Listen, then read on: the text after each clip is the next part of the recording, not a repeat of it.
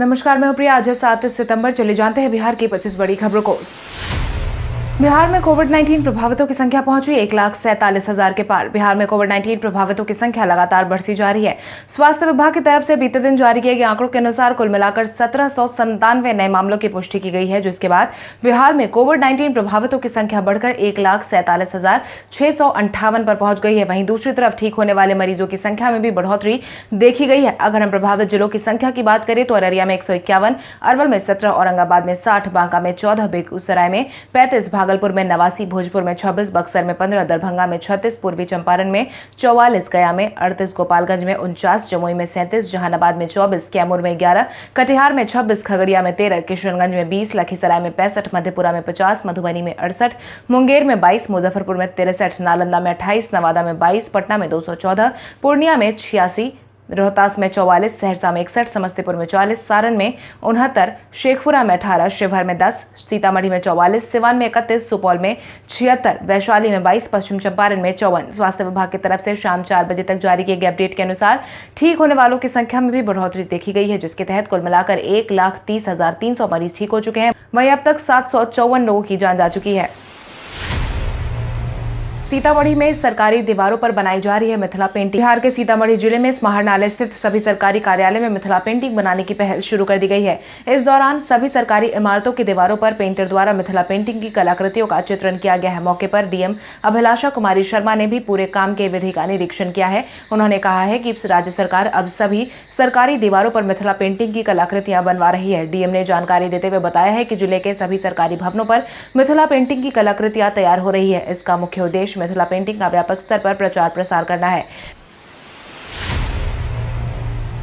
बिहार में एनजीटी के आदेश की हुई अनदेखी। बिहार में सभी औद्योगिकी क्षेत्र में कचरा प्रबंधन की व्यवस्था करवाई जानी थी। इसके लिए नए इंडस्ट्रियल एरिया में 5% जमीन कचरा प्रबंधन के लिए छोड़ने के आदेश भी दे दिए गए थे। इस पर प्लांट लगाने की संभावना जताई गई थी, मगर ऐसा हुआ नहीं है। किसी भी प्रौद्योगिकी क्षेत्र में अभी ऐसे प्लांट स्थापित नहीं किए गए हैं, जिसके बाद एनजीटी ने भी औद्योगिकी क्षेत्र में कचरे के अलग से निस्तारण की व्यवस्था करने का आदेश जारी किया था, मगर अभी तक एनजीटी के आदेश को अनदेखी की गई है। हालांकि कचरा प्रबंधन को लेकर नेशनल ग्रीन ट्रिब्यूनल काफी गंभीर है।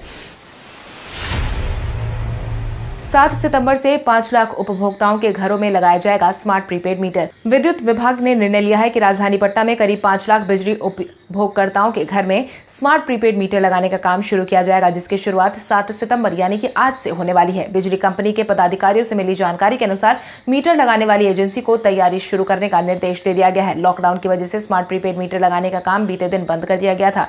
50,000 कमर्शियल उपभोक्ताओं के परिसर में स्मार्ट प्रीपेड मीटर लगाने का काम पूरा किया जा चुका है। वहीं 7 सितंबर से मुहिम चलाकर घरेलू और व्यावसायिक सभी तरह के उपभोक्ताओं का मीटर बदलवाने की तैयारी की जा रही है। आज बिहारी पर्यटन स्थल में हम बात करेंगे सासाराम की। ऐतिहासिक रूप से बिहार का रोहतास जिला पूर्व मौर्य काल में 6ठी शताब्दी ईसा पूर्व में 5वीं शताब्दी ईसा पूर्व का मगध साम्राज्य का हिस्सा है। यहाँ सम्राट अशोक का छोटा सा शिलालेख है जो यह बताता है कि यह स्थान मौर्य का शासन है। 1857 के समय में रोहतास में बड़ी हलचल हुई थी जब भारत को स्वतंत्रता प्राप्त हुई थी और तब रोहतास शाहाबाद जिले का एक हिस्सा था। फिर 1972 में इसे स्वतंत्र जिला घोषित कर दिया गया था। वहीं सासाराम रोहतास पर्यटन का मुख्य आकर्षण है। उनमें सबसे पहला नाम आता है रोहतासगढ़ किले का, जो अकेला एक उत्कृष्ट नमूना है और मुगल काल की वास्तुकला के बारे में बताता है। रोहतास में बहुत कम मंदिर है और एक मस्जिद है। यहाँ चाचा फगू मल साहिब जी का गुरुद्वारा है जो एक पवित्र स्थान माना जाता है। घर लौटे प्रवासियों के लिए मोती की खेती बना सुनहरा अवसर। कोविड-19 माहौल के बीच घर लौटे प्रवासी मजदूरों के लिए मोती की खेती का सुनहरा अवसर मिला है। जिला के दलसिंह सराय वार्ड संख्या 2 निवासी राजकुमार शर्मा ने साल 2017 में जब अकाउंटेंट की नौकरी छोड़ी तो मोती की खेती शुरू की थी, जिसके बाद लोगों ने उन्हें उस वक्त काफी कुछ सुनाया था, लेकिन कुछ नया करने की सोच लेकर उन्हें भुवनेश्वर और जयपुर में इसका प्रशिक्षण भी दिया था। आज वो एक बड़े पानी के टैंक में सीप डालकर मोती की खेती करते हैं, साथ ही इसका प्रशिक्षण भी देते हैं। कोविड-19 के माहौल में प्रशिक्षित देना भी उन्होंने शुरू किया है। आज बिहारी पहचान में हम बात करेंगे प्रणति रॉय प्रकाश की। प्रणति रॉय प्रकाश एक भारतीय मॉडल और अभिनेत्री हैं जिन्होंने कई मॉडलिंग शो में भी अपना परचम लहराया है।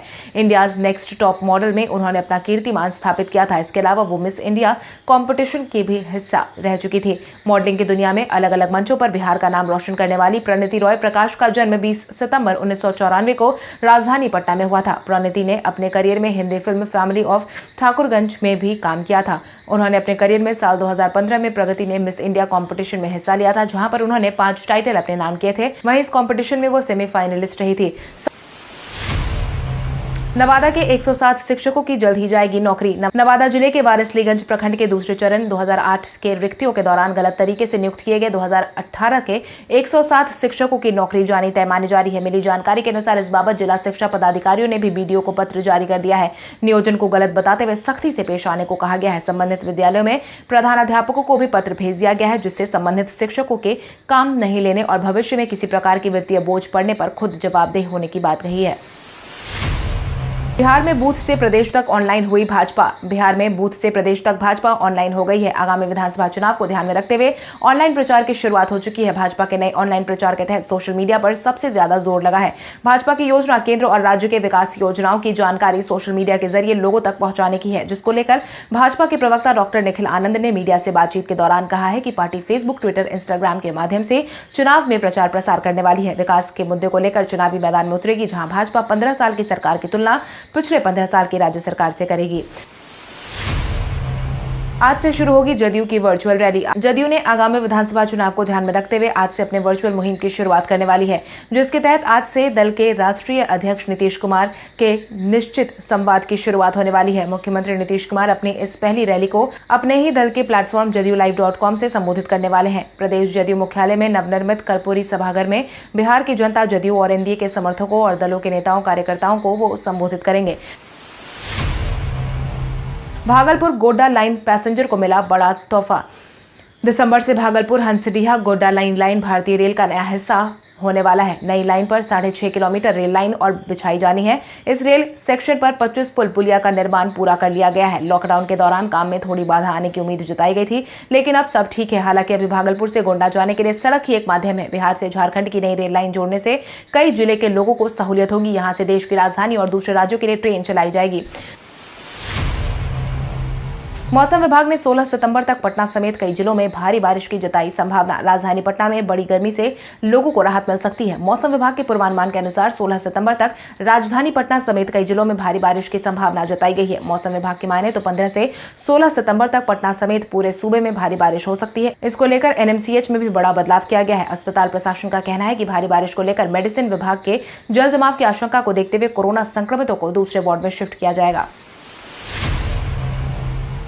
पटना में एक बार फिर हुआ बड़ा तबादला। राजधानी पटना में एक बार फिर से बड़े पैमाने पर तबादला किया गया है। पुलिस महकमे में भारी फेरबदल देखने को मिला है। पटना के 1 दर्जन थानाध्यक्षों का स्थानांतरण इस बाबत कर दिया गया है। मिली जानकारी के अनुसार कोतवाली थाने के थानाध्यक्ष का स्थानांतरण, उनकी जगह गर्दनीबाग थाना अध्यक्ष सुनील कुमार को कोतवाली थाना का प्रभारी बनाया गया। वहीं थानाध्यक्ष की फेरबदल की गई है। उनमें गौरी शंकर गुप्ता को थानाध्यक्ष चौक, मुकेश कुमार पासवान को थानाध्यक्ष बाईपास, शेर सिंह यादव को थानाध्यक्ष सुल्तानगंज, सतीश कुमार सिंह को थानाध्यक्ष श्रीकृष्णपुरी, चंद्रशेखर प्रसाद गुप्ता को थानाध्यक्ष सचिवालय, अरुण कुमार को थानाध्यक्ष गर्दनीबाग बनाया गया है। इसके साथ ही अजीत कुमार शाह, अशोक कुमार, सुमन बद्री पासवान, मोहम्मद इरशाद का भी तबादला किया गया है। बिहार की एक जीविका दीदी को मिला प्रधानमंत्री नरेंद्र मोदी का खत। बिहार में सीतामढ़ी जिले की रहने वाली जीविका दीदी रुबीना खातून ने जिले का नाम रोशन किया है। वहीं प्रधानमंत्री नरेंद्र मोदी ने उन्हें पत्र लिखकर इस बात के लिए सराहा भी है और उनकी जमकर प्रशंसा की है। प्रधानमंत्री का पत्र मिलने के बाद भी रुबीना काफी उत्साहित है। रुबीना खातून ने वैश्विक कोविड-19 के दौर में रक्षाबंधन के मौके पर प्रधानमंत्री को मिथिला पेंटिंग का मास्क और खुद से बनाई गई राखी डाक के माध्यम से भेजी थी। इसके बाद प्रधानमंत्री ने रुबीना खातून को पत्र लिखकर रक्षाबंधन की शुभकामनाएं दी थी, साथ ही उनके उज्जवल भविष्य की कामना भी की थी। इंडियन मेडिकल एसोसिएशन ने की बिहार में जान गंवाने वाले डॉक्टरों को बीमा का लाभ देने की मांग। इंडियन मेडिकल एसोसिएशन बिहार ने राज्य सरकार से कोविड-19 संक्रमण का सामना करने के दौरान जान गंवाने वाले सरकारी और निजी डॉक्टरों को प्रधानमंत्री गरीब कल्याण योजना के तहत बीमा की राशि के भुगतान की मांग की गई है। इंडियन मेडिकल एसोसिएशन बिहार ने अपनी मांगों की पूर्ति के लिए स्वास्थ्य मंत्री मंगल पांडे और स्वास्थ्य विभाग के प्रधान सचिव प्रत्यय अमृत को पत्र लिखा है। शनिवार को एसोसिएशन की तरफ से जारी किए गए पत्र में बिहार के सचिव डॉक्टर सुनील कुमार ने बताया है कि IMA का मानना है कि केंद्र सरकार द्वारा घोषित इस योजना को राज्य के सभी सरकारी और निजी डॉक्टर पूरा करते हैं। मुख्यमंत्री ग्राम परिवहन योजना से अभी तक बिहार में 28,600 लोगों को मिला रोजगार। मुख्यमंत्री ग्राम परिवहन योजना के तहत एक महीने में 2200 लाभार्थियों को योजना का लाभ दिया गया है, जिसके तहत ऑटो रिक्शा सहित 4 सीटर से 10 सीटर तक के वाहनों की खरीद के लिए राज्य सरकार द्वारा अनुदान देकर चयनित लाभुकों को रोजगार से जोड़ा गया है, जिसके बाद अब तक 28,600 लोगों को रोजगार मुहैया करवाया गया है। परिवहन सचिव संजय कुमार अग्रवाल ने इस बात की जानकारी दी है और बताया कि ग्रामीण क्षेत्र में कनेक्टिविटी तथा रोजगार देने की यह योजना मील का पत्थर बन रही है। राजनीति में आने के बावजूद पुष्पम प्रिया चौधरी के काले ड्रेस का खुला राज। अखबारों में विज्ञापन के माध्यम से अपने आप को सीएम उम्मीदवार घोषित कर चुकी पुष्पम प्रिया चौधरी अक्सर काले कपड़ों में नजर आती है। वहीं उनके अवतार को लेकर बड़ा खुलासा हुआ है, जिसके तहत उन्होंने कहा कि अगर हम ब्लैक ड्रेस पहनते हैं तो यानी कि सरकार सफेद ड्रेस क्यों पहनती है? संविधान में कोई ड्रेस कोड नहीं है। अगर हमारी पार्टी जीत कर आती है तो दूसरे राज्यों की तरह इस राज्य को भी विकसित और समृद्ध किया जाएगा। बिहार में एक बार फिर से शुरू हुआ पोस्टर पर घमासान। आगामी विधानसभा चुनाव से पहले बिहार में पोस्टर की राजनीति एक बार फिर से शुरू हो गई है, जिसके तहत राजद की तरफ से भी बीते दिन नया पोस्टर जारी किया गया है, जिसमें लिखा गया है नई सोच नया बिहार युवा सरकार अब की बार। आपको बता दें, इससे पहले जदयू ने पोस्टर जारी करके विकसित बिहार नीतीश कुमार का नारा गढ़ा था। वहीं अब राजद की तरफ से भी पोस्टर जारी करके इस खेल का शुभारंभ कर दिया गया है। राजद ने साफ तौर पर कह दिया है कि बिहार में इस बार नई सोच वाले नेता चुने जाएंगे। हसनपुर विधानसभा क्षेत्र से उतरेंगे तेज प्रताप यादव। तेज प्रताप यादव को लेकर राजनीति एक बार फिर शुरू हो गई है। कुछ दिनों पहले ही तेज प्रताप यादव के विधानसभा क्षेत्र को लेकर बदलाव किए जाने की संभावना जताई गई थी। वहीं अब सब कुछ साफ हो गया है। तेज प्रताप यादव ने खुद स्पष्ट कर दिया है कि उनका झुकाव हसनपुर विधानसभा क्षेत्र की तरफ है। तेज प्रताप यादव ने खुद ही इसकी जानकारी दे दी है कि वो हसनपुर विधानसभा क्षेत्र में तेज संवाद करने वाले हैं। 7 सितंबर को यानी कि आज हसनपुर विधानसभा क्षेत्र जाने वाले हैं और तेज संवाद का शुभारंभ करने वाले हैं। हालांकि जानकारों के माने तो तेज प्रताप यादव को महुआ विधानसभा क्षेत्र में हार की संभावना दिखने लगी थी। यही कारण है कि उन्होंने दूसरे विधानसभा क्षेत्र का चुनाव किया है। राजद ने बूथ स्तर पर बनाया व्हाट्सएप ग्रुप। आगामी विधानसभा चुनाव को ध्यान में रखते हुए राजद ने बूथ स्तर पर व्हाट्सएप ग्रुप की शुरुआत की है। राजद कार्यालय में बैठक कर कोई भी नेता एक साथ 10,000 लोगों को अब आसानी से संबोधित कर सकता है, जिसके तहत 1 घंटे की एक सभा का आयोजन करवाया जाएगा। दूसरे घंटे में दूसरे इलाके के लोग सभा से जुड़ सकते हैं। आपको बता दें, अक्सर नेता प्रतिपक्ष तेजस्वी यादव द्वारा किए जा रहे वर्चुअल संवाद का आयोजन करवाया जाता है, जिसके लिए पार्टी ने बूथ स्तर पर व्हाट्सएप ग्रुप बना लिया है। बड़े बूथ के ग्रुप में 35 और छोटे बूथ पर 13 से 20 लोग जोड़े जाएंगे। इसमें एक मैसेज 10 सर्कुलर रोड से निकलता है और जिलों के माध्यम से होते हुए बूथ लेवल तक पहुंच जाता है, जिसके परिणाम स्वरूप पटना में हर दिन 10 वर्चुअल संवाद होने की संभावना जताई गई है। उप मुख्यमंत्री सुशील कुमार मोदी ने कोविड-19 के नियमों का पालन नहीं करने वालों की शिकायत करने की कही बात। कोविड-19 के माहौल में आयोजित करवाए जाने वाले चुनाव को लेकर उप मुख्यमंत्री सुशील कुमार मोदी ने सामाजिक दूरी और अन्य गाइडलाइन का नहीं पालन करने वालों पर सख्ती दिखाने की पेशकश की है, जिसके तहत उन्होंने कहा है कि चुनाव आयोग की तरफ से जारी किए गए गाइडलाइन के तहत जो भी लोग नियमों का पालन नहीं करते हैं, उनकी शिकायत चुनाव आयोग या रिटर्निंग अधिकारियों से कर सकते हैं। संवेदनशील बूथों के संबंध में जानकारी चुनाव आयोग को देने का भी सुझाव दिया गया है। भाजपा चुनाव आयोग सेल की तरफ से 1 दिवसीय वर्चुअल कार्यशाला में उप मुख्यमंत्री ने कार्यकर्ताओं को अति उत्साह में नहीं जाने का भी सुझाव दिया है। सोनू सूद की मुहिम के तहत बिहार के कई युवाओं को मिली नौकरी। अभिनेता सोनू सूद इस लॉकडाउन में लोगों के लिए मसीहा बनकर सामने आए हैं। वहीं इसी क्रम में उन्होंने बेरोजगार हुए युवाओं को भी रोजगार से जोड़ा है।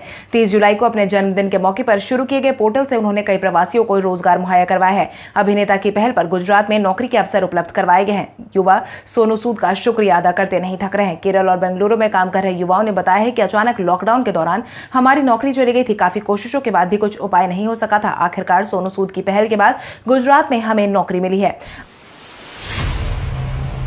आईपीएल 2020 का शेड्यूल हुआ जारी। अपने वादे अनुसार आईपीएल 2020 का नया शेड्यूल बीते दिन जारी कर दिया गया है। भारतीय क्रिकेट कंट्रोल बोर्ड के अनुसार टूर्नामेंट का पहला मैच पहले से निर्धारित चेन्नई सुपर किंग्स और मुंबई इंडियंस के बीच 19 सितंबर को आबू धाबी में खेला जाएगा। यह मैच भारतीय समयानुसार रात 7:30 बजे से खेली जाएगी। फिलहाल लीग मैच के शेड्यूल का ही ऐलान किया गया है। प्लेऑफ की तारीख और मैच का ऐलान बाद में किया जाएगा। आपकी जानकारी के लिए आपको बता दें, आईपीएल के 13वें सीजन का आयोजन 19 सितंबर से शुरू होने वाला है, जो कि 10 नवंबर तक फाइनल मुकाबला खेला जाएगा।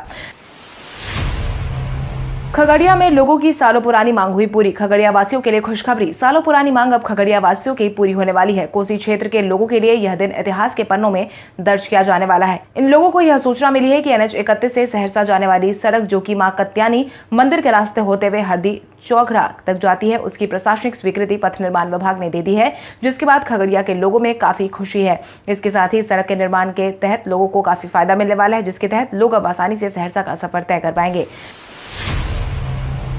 डीजीपी गुप्तेश्वर पांडे को पर्सन ऑफ द ईयर से किया जाएगा सम्मानित। बिहार के डीजीपी गुप्तेश्वर पांडे को जल्द ही पर्सन ऑफ द ईयर के सम्मान से सम्मानित किया जाएगा। मिली जानकारी के अनुसार देश के 7 करोड़ व्यापारियों की अग्रणी संस्थान confederation of all India traders Madhya Pradesh की तरफ से उन्हें यह सम्मान मुहैया करवाया जाना है, जिसकी जानकारी मध्य प्रदेश कैट अध्यक्ष भूपेंद्र जैन और बिहार कैट अध्यक्ष अशोक कुमार वर्मा ने संयुक्त रूप से दी है। उन्होंने बताया है कि डीजीपी गुप्तेश्वर पांडे को इस अवसर पर मध्य प्रदेश के 11 लाख से अधिक व्यापारियों को व्यावसायिक गतिविधियों में पुलिस का सहयोग, आत्म रुख विषय और अपना उद्बोधन भी देना है, जिसका आयोजन 9 सितंबर 2020 को शाम 4 बजे किया जाएगा। कल हमारे द्वारा पूछे गए सवाल का जवाब आप में से बहुत सारे यूजर ने हमें कमेंट करके दिया था, उसके लिए आपका बहुत बहुत धन्यवाद। आप में से जिन यूजर का कमेंट हमें अच्छा लगा है उनके नाम है आलमगीर आलम, राहुल कुमार, डॉक्टर मीरा कुमारी, मनीष कुमार, राकेश ठाकुर, रेखा रॉय, राजीव कुमार, धर्मेंद्र कुमार, बबलू कुमार, धीरज पासवान, ललितेश्वर कुमार, रविरंजन कुमार, कन्हैया कुमार, धर्मेंद्र कुमार, नीरज कुमार, राम विनय, दिलीप कुमार, मनीष कुमार पांडे, राहुल कुमार, विकी कुमार, कोमल कुमारी। इसके अलावा हमारी टीम को और भी लोगों के जवाब अच्छे लगे हैं, मगर समय के अभाव के कारण हम उनका नाम नहीं ले पाए, लेकिन आप हमारे सवालों का जवाब देते रहे। हम कल आपका नाम लेने की पूरी कोशिश करेंगे। तो चलिए बढ़ते हैं आज के सवाल की ओर। आज का सवाल कुछ इस प्रकार है। आपके अनुसार 19 सितंबर से शुरू होने वाले IPL के पहले मैच में मुंबई इंडियंस और चेन्नई सुपर किंग्स में से किस टीम के जीतने के ज्यादा आसार है? अपने जवाब हमें कमेंट करके जरूर बताएं। इसके साथ ही आज के लिए बस इतना ही। अगर आप ये वीडियो हमारा यूट्यूब पर देख रहे हैं तो हमारे चैनल को सब्सक्राइब करें और बेल आइकन दबाना ना भूलें। और अगर आप ये वीडियो हमारा फेसबुक पर देख रहे हैं तो इस वीडियो को लाइक करें और ज्यादा से ज्यादा शेयर करें। धन्यवाद।